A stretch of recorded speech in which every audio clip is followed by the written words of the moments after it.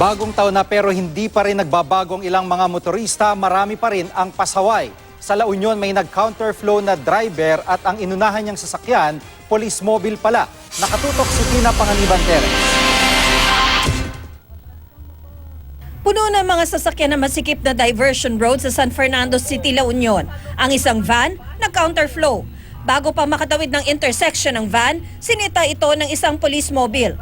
Nagbukas pa ng pinto ang polis, pero ang driver ng van, deadma at umandar pa. Pero mas mabilis ang pulis. Naharang nito sa intersection ng van. Bumaba ang pulis at kasama nito at kinausap ang driver ng van. Sa C3 Road sa Navotas naman, muntik mabangga ng uploader ang isang tricycle na biglang sumulpot para mag-U-turn. Viral din ang larawang ito. Wala nang ang helmet at naka-earphones pa ang rider, may angkas pa siyang paslit na wala ring helmet. Ayon pa sa uploader, hindi rin marunong mag-signal light ang rider. Timba naman ang ginawang helmet ng rider na ito. Napagkatuwaan sa social media ang larawan, pero delikado ito para sa rider.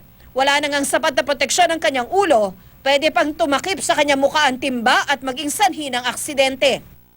Ang may-ari naman ng sasakyang ito, inangkin na ang kalsada. Akala yata'y private garage niya ito.